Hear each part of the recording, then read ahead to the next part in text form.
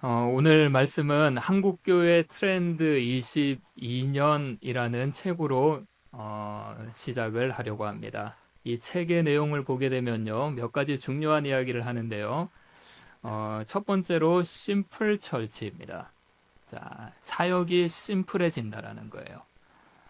이 책은 작년 한 해, 작년 1월부터 그 다음 해에 어떤 교회 분위기가 있을 것인지 미리 예측을 하고 있는 책인데요. 설문조사를 기반으로 그렇게 예측을 합니다. 그래서 어느 정도 우리가 검증이 되어 있다라고 생각을 해볼 수 있습니다. 그래서 이 사람들이 설문조사를 통해서 내어놓은 주제 중에 제가 중요하게 좀 보이는 것이 이 심플 처치, 간단해질 것이다. 그리고 간단해지고 있다.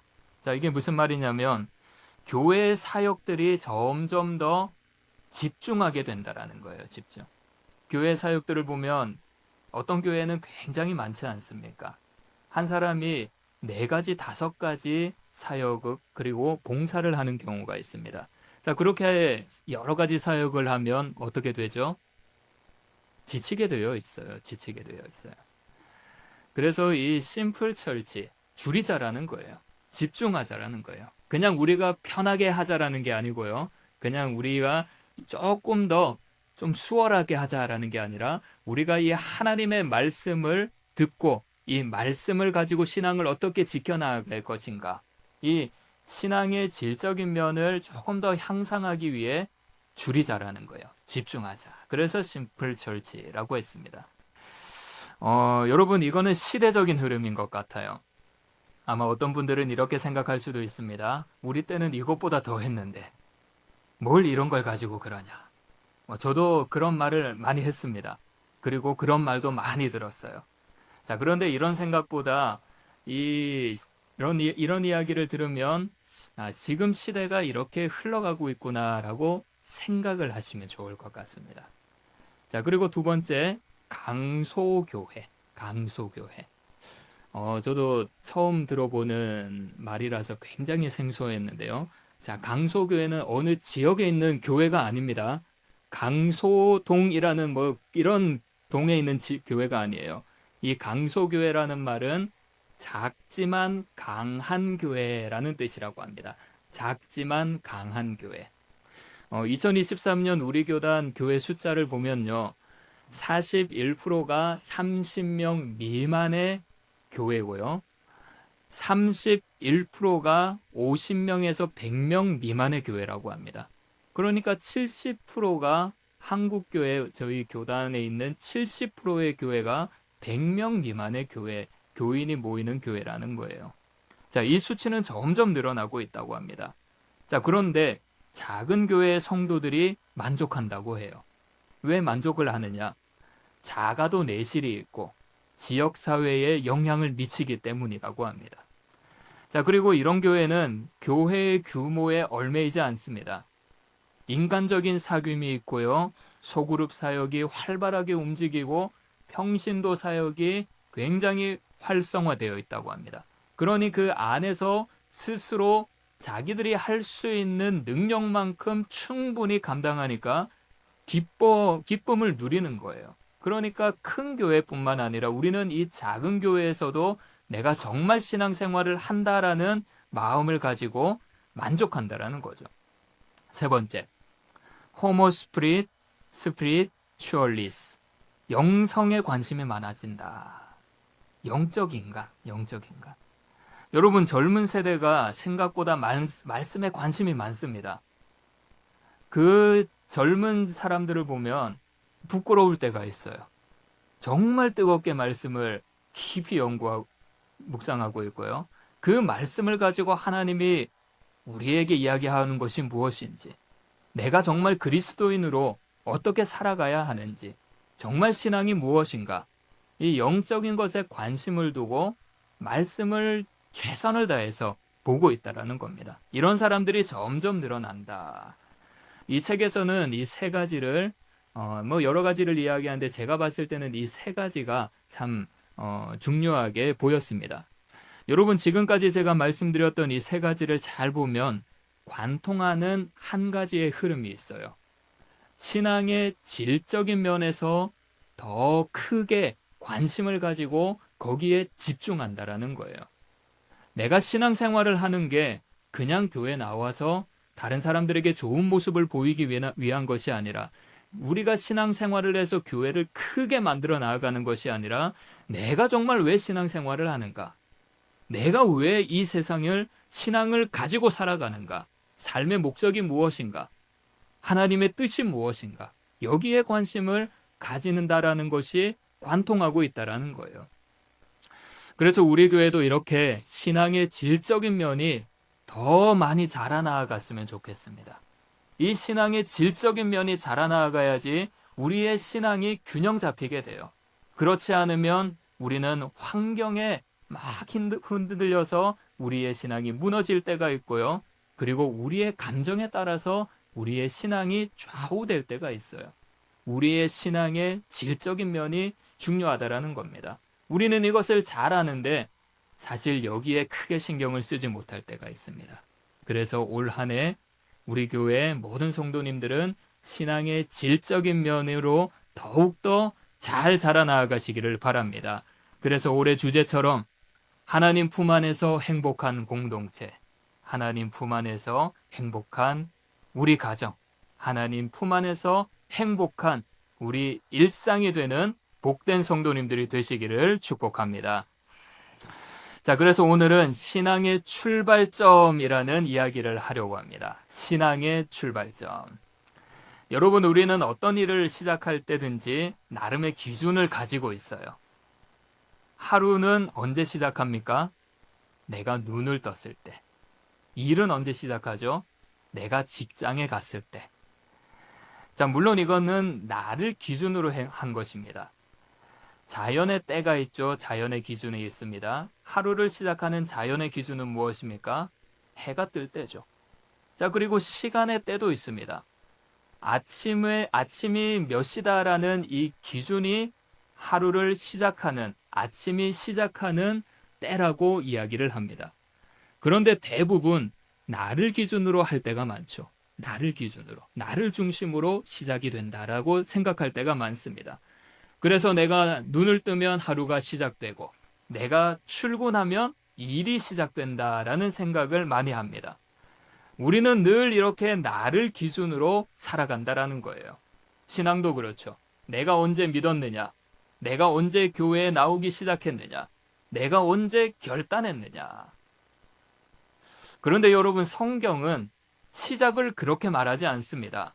성경은 내가 언제 시작했느냐라는 것을 이야기하지 않고요. 성경은 누가 시작했느냐라는 것을 이야기하고 있습니다. 성경의 첫 문장 이렇게 말을 하죠. 본문 함께 읽겠습니다. 시작. 태초에 하나님이 천지를 창조하시니라. 여러분, 이 말씀을 들으면 어떤 느낌이 드는가요? 어떤 느낌이 들어요? 솔직히 그렇게 큰 감동이 오지는 않죠. 그렇지 않습니까? 너무 많이 들었기 때문에. 너무 많이 들었기 때문에. 하나님이 천지를 창조하셨겠지. 이렇게 넘어갈 때가 많이 있습니다. 너무 익숙해서 그냥 깊이 생각하지 않고 지나쳐 버릴 때가 많다라는 거예요. 그런데 이 말씀은 굉장히 중요한 말씀입니다. 이 말씀은 성경 전체를 떠받드는 문장이에요. 왜냐하면 이 말씀이 우리의 세계관을 완전히 바꾸어 놓기 때문입니다. 여러분, 말씀을 잘 보시면 태초에 하나님이 천지를 창조하시니라, 여기에는 날짜가 없습니다. 연도도 없습니다. 시간표도 없습니다. 태초에 무엇이 있었다, 태초에 어떤 사건이 있었다, 이렇게 말하지 않아요. 성경은 딱 한 가지만 이야기합니다. 태초에 하나님이. 이것부터 시작해요. 태초에 하나님이. 여러분, 여기서 태초라고 하는 말은 히브리어로 베레시트라는 말이라고 합니다. 자, 이 말 앞에는 정관사가 없다고 해요. 우리가 이런 말을 많이 하죠. 그날부터 시작했다. 그 순간 전환점이 왔다. 어떤 날이나 순간 앞에 그라는 정관사를 붙입니다. 그러면 딱 정해진 한 시점을 이야기하는 거죠. 그런데 오늘 이 말씀에서는 그걸 이야기하지 않아요. 그 태초라고 하지 않고 그냥 태초라고 이야기를 합니다. 이 말은 우리가 달력으로 정할 수 있는 어떤 특정한 날이 아니라고 하는 겁니다. 하나님이 창조를 시작하신 때라는 거죠. 이때는 모든 것들의 시작이에요. 그 시작에 하나님이 계셨다라는 겁니다. 하나님이 시작하셨고 하나님이 계셨다. 그래서 성경은 처음부터 이렇게 말을 합니다. 세상의 시작이 하나님이듯 우리 인생의 시작이 하나님이다. 세상의 시작이 하나님이듯 우리의 신앙과 우리의 모든 인생의 시작은 하나님이다. 자, 그리고 본문에서 태초의 다음에 하나님이라는 말이 나옵니다. 자, 여기에 사용된 하나님은 히브리어로 엘로힘이라고 해요. 엘로힘은 하나님의 개인적인 이름이 아닙니다. 하나님의 전능하심, 하나님의 위대하심, 하나님의 능력을 강조하는 표현이에요.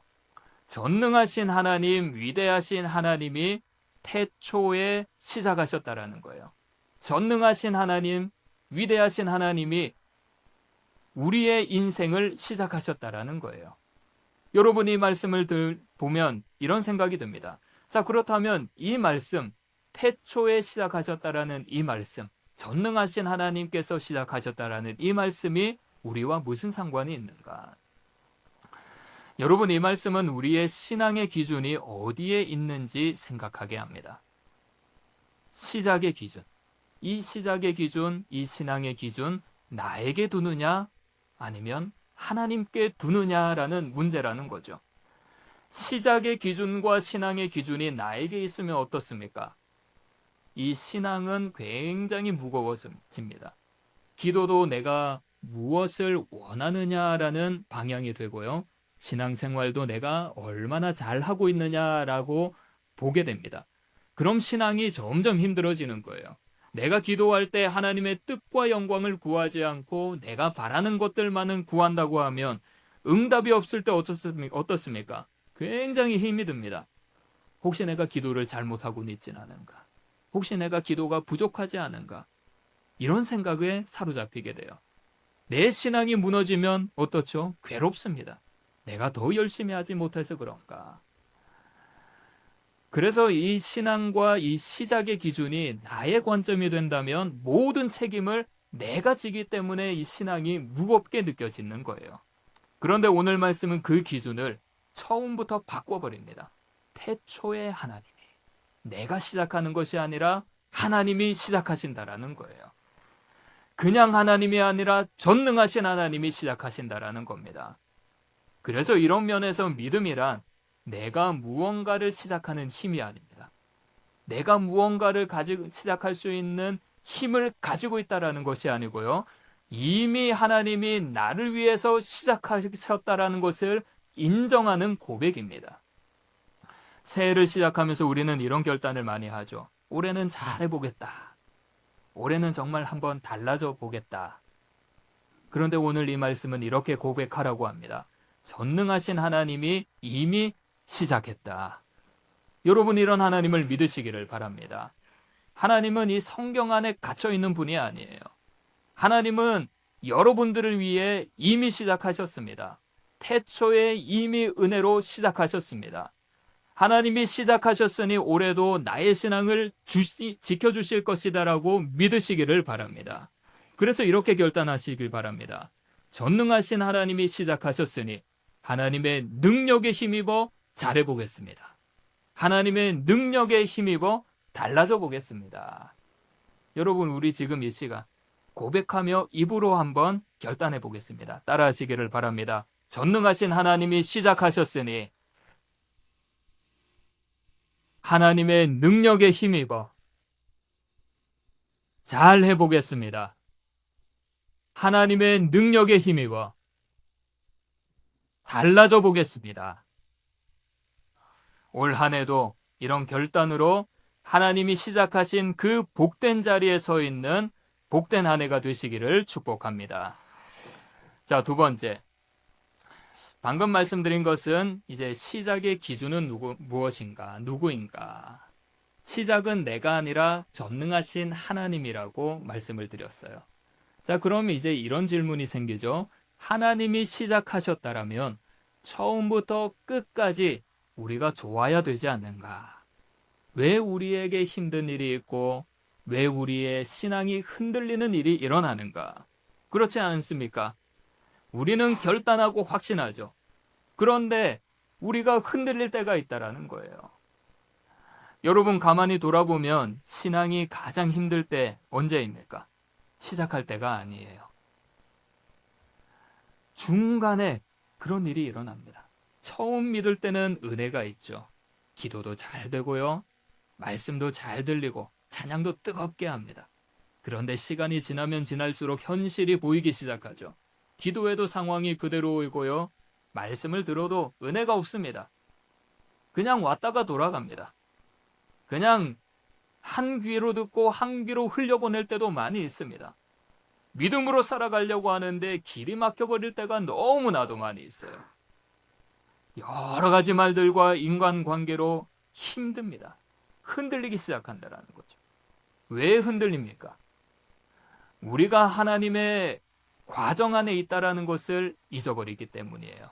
시작과 끝까지 하나님께서 우리를 지켜주시는 이 과정 안에 하나님이 은혜를 베풀어 주셔서 우리를 붙들어 주신다라는 것을 잊어버린다라는 겁니다. 여러분 말씀을 잘 보시면 하나님은 항상 과정을 포함하십니다. 창조도 그렇죠. 태초에 하나님이 창조를 시작하셨습니다. 그 다음에 뭔가 뿅 하고 이 세상이 아름답게 만들어졌다라고 하지 않아요. 하나하나 하나님께서 말씀하시면서 그것을 만들어 나아가셨어요. 여러분 이게 중요합니다. 하나님이 시작했다고 해서 과정이 생략되는 것이 아닙니다. 하나님께서는 그 과정을 만들어 나아가시는 거예요. 그 과정 안에 우리가 힘들고 어려움이 찾아와서 신앙이 흔들린다라는 거죠. 우리는 이런 마음이 있습니다. 하나님께서 뭔가 뚝딱 만들어 주셨으면 좋겠다. 그런데 과정이 길어지고 흔들리면 어떤 마음이 있습니까? 이런 질문이 듭니다. 하나님, 내가 이렇게 기도했는데 왜 아직입니까? 믿음으로 결정했는데 내가 왜 흔들립니까? 하나님이 하신다고 하셨는데 왜 이렇게 일이 어렵습니까? 이 질문이 쌓이면 쌓일수록 우리는 중간에서 더 흔들리게 된다는 거죠. 여러분 다윗도 그랬을 거예요. 다윗은 하나님이 선택하셨어요. 그래서 사무엘이 다윗에게 왕의 기름을 붓죠. 시작은 분명했습니다.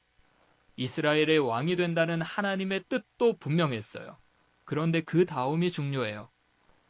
다윗이 기름을 부음받고 나서 그 다음 바로 왕이 되었습니까? 그렇지 않습니다. 오랜 시간이 지나서 왕이 되었어요. 그 시간 가운데 다윗의 인생은 흔들렸어요. 사울에게 쫓겨납니다. 광야로 도망갑니다. 동굴에 숨어 지내고요. 다른 나라로 망명 가게 됩니다. 이쯤 되면 다윗이 이런 생각을 할 수도 있겠죠. 그때 하나님이 나에게 기름을 부어주셨는데 정말 그것이 하나님의 뜻인가? 여러분 이게 바로 중간의 흔들림이라는 거예요. 하나님이 시작하셨다라는 사실을 잊고 이 과정 가운데 하나님의 은혜가 있음을 잊어버리고 지금 현실이 더 크게 보일 때 흔들린다라는 거예요. 그런데 여기서 중요한 것이 있습니다. 다윗은 흔들렸지만 하나님을 떠나지 않았다라는 거예요. 시편을 보면 다윗이 이렇게 말합니다. 함께 읽겠습니다. 시작. 여호와여 어느 때까지이니까 나를 영원히 잊으시나이까? 주의 얼굴을 나에게서 어느 때까지 숨기시겠나이까? 이런 말이죠. 주님, 언제까지 나를 잊고 있을 겁니까?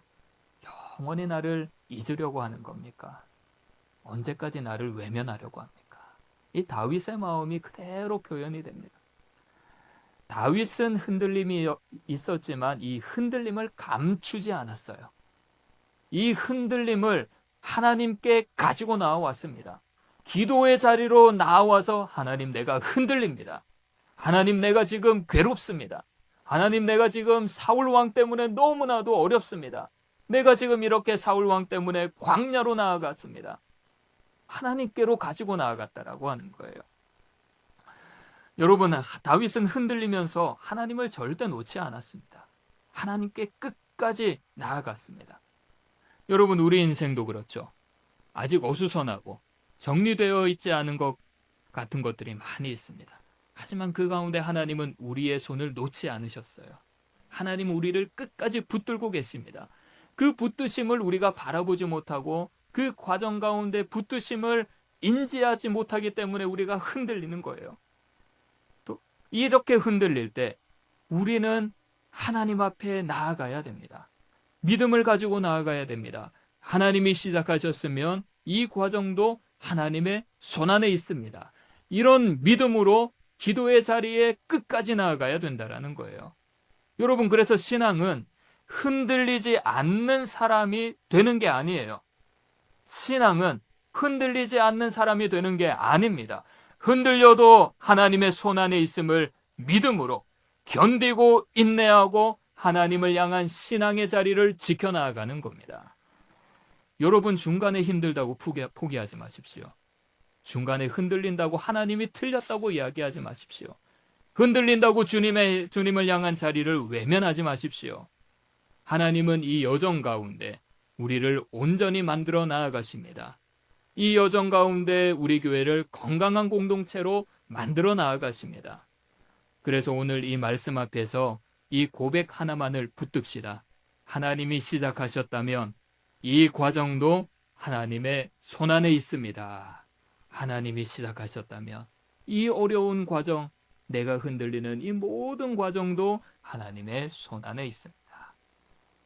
침몰할 것 같은 배처럼 흔들려도 이런 하나님을 믿고 하나님 안에 거하시기를 바랍니다.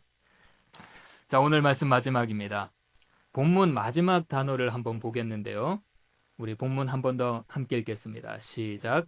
태초에 하나님이 천지를 창조하시니라.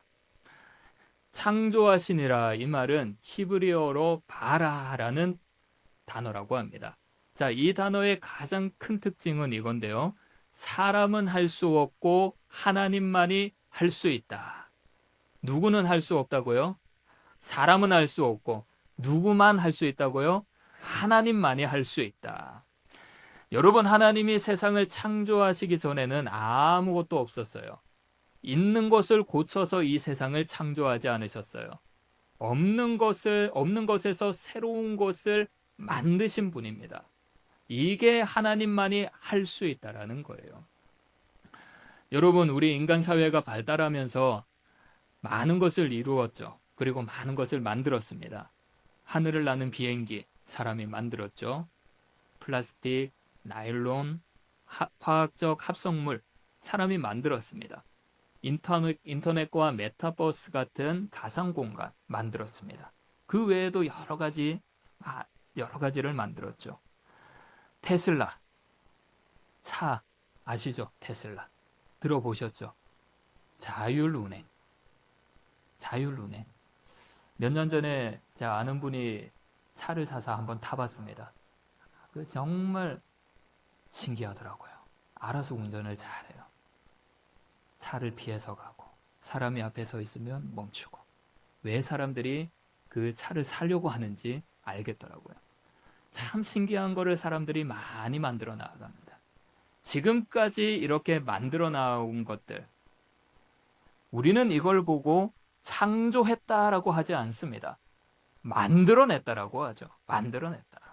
아무리 자기들이 창조해냈다 하더라도 세상에 있는 물질을 가지고 만들어낸 겁니다. 무에서 유를 창조한 것이 아니에요. 이걸 할 수 있는 분은 누구라고요? 오직 하나님 뿐이십니다. 그래서 창조하시니라라는 이 말은 우리에게 소망이 됩니다. 지금 내 인생에 아무것도 없는 것처럼 느껴질 때가 있죠. 열심히 살아왔는데 손에 남아있는 것이 없을 때가 있습니다. 그래서 우리는 이렇게 말합니다. 이제는 다 끝난 것 같다. 여기서 더 이상 좋은 것이 나오지 않는 것 같다. 그런데 여러분, 결과가 없고 변화가 더뎌 보여도, 실패만 있는 것 같아 보여도 하나님은 새롭게 만들어 가십니다. 아무것도 없는 것에서 새롭게 우리를 만들어 나아가십니다. 그래서 우리에게 이 말씀이 소망이 된다라는 거예요. 창조하시니라. 우리의 마음속에 아무런 소망이 없을 때 하나님은 소망을 만들어내 가시고, 우리가 절망에 빠져서 어느 누구도 이것을 회생시킬 수 없다는 생각을 가질 때 하나님께서는 모든 것들을 회복시키며 만들어 나가신다라는 겁니다. 여러분, 성경을 보면요, 사람이 손댈 수 없는 자리에서 하나님의 창조가 나타나는 장면이 많이 있는데요, 그 중에 하나가 나사로 이야기예요. 잘 알고 계시죠? 나사로는 병이 들었고 죽었습니다. 성경에서 뭐라고 합니까? 무덤에 있은 지 나흘이나 되었더라. 죽은 지 나흘이나 되었다라는 거예요. 여러분, 이 말은 희망이 없다라는 겁니다. 가능성도 없고 방법도 없고 사람의 손이 미치지 못하는 자리에 있다라는 거예요. 그때 예수님께서는 말씀하시죠. 나사로야 나오너라. 나사로야 나오너라. 이건 치료가 아닙니다. 죽은 생명에게 다시 생명을 주시는 하나님의 창조의 역사입니다. 성경은 이 사건을 통해서 우리에게 이렇게 말을 합니다. 이미 끝났다고 생각되는 그 자리에서도 새로운 시작을 만들어내시는 분은 하나님이시다. 끝났다라는 그 자리, 새롭게 하나님이 만들어내신다. 이것이 무에서 유를 창조하시는 하나님의 역사입니다. 여러분, 이사야 43장에서도 이런 하나님을 보여주는데요. 우리 함께 말씀 읽겠습니다. 이사야 43장 19절입니다. 시작. 보라, 내가 새 일을 행하리니 이제 나타낼 것이라. 너희가 그것을 알지 못하겠느냐. 반드시 내가 광야의 길을 사막에 강을 내리리. 여러분, 이 말씀은 아무 일도 없을 때, 이스라엘에게 아무 일도 없을 때 주신 말씀이 아니에요. 이스라엘이 잘 되고 있을 때도 아닙니다. 이스라엘이 나라를 잃고 미래에 대한 좋은 말들을 하지 못할 때, 돌아갈 길조차 보이지 않을 때 하나님께서 이 말씀을 하셨어요. 그런데 하나님은 그 상황을 두고 이렇게 말씀하지 않았습니다. 조금만 참아라, 이렇게 말씀하지 않았어요. 조금만 견뎌내라, 이런 말씀을 하지 않았습니다. 내가 너희들을 위해서 새 일을 행하겠다. 참으라가 아니라 새 일을 행하겠다. 하나님께서 그렇게 말씀을 하셨습니다. 여러분, 여기에서 중요한 것은 사람이 아니라 하나님입니다. 하나님이 새 일을 행하겠다라는 겁니다. 하나님이 있는 것을 고쳐서 다시 쓰는 것이 아니라, 과거의 방식으로 반복하는 것이 아니라 전혀 다른 방식으로 새롭게 역사하시겠다라는 거죠. 이사야 43장, 우리에게 말하는 것도 결국 이겁니다. 새 일의 출발점은 사람이 아니라 하나님입니다. 여러분, 무에서 유를 창조하신 하나님이 지금도 우리의 인생을 새롭게 만들어 가심을 믿으시길 바랍니다. 그래서 우리는 조급할 필요가 없습니다. 올 한 해 하나님께서 나를 위해서 새롭게 만들어 가신다라는 믿음을 가지고 천천히 주님만을 붙들고 나아가시기를 바랍니다. 하나님께 시선을 돌리시기를 바랍니다. 시작도 하나님께서 하셨고, 과정 가운데서도 하나님께서 붙들어 주시고, 새롭게 하시는 분도 하나님이시다. 여러분, 지금 내 모습만 보고 실망하지 마십시오. 아직 끝이 아닙니다. 무에서 유를 창조하신 하나님이 여러분들을 붙들어 주십니다. 내 손에 아무것도 보이지 않고 잡히는 게 없어도 하나님이 새롭게 행하십니다. 불안 대신 하나님을 신뢰하십시오. 조급함 대신 하나님의 때를 기다리십시오. 무에서 유를 창조하시는 하나님, 그분을 끝까지 신뢰하는 올 한 해가 되시기를 축복합니다. 기도하겠습니다. 하나님 아버지, 우리가 시작하려 애쓰는 인생이 아니라 이미 하나님께서 시작하신 인생 위에 서 있음을 고백합니다. 아직 결과가 보이지 않아도, 아직 손에 잡히는 것이 없어도 무에서 유를 창조하시는 하나님을 신뢰하게 하옵소서. 조급함 대신 하나님의 때를 기다리게 하시고, 불안 대신 하나님을 의지하게 하시고, 흔들리는 순간에도 하나님이 여전히 나를 붙들고 일하고 계심을 믿게 하옵소서. 이 한 해를 우리가 만들어가는 시간이 아니라 하나님께서 창조해 가시는 시간으로 겸손히 맡기며 살아가게 하옵소서. 예수님의 이름으로 기도드리옵나이다. 아멘.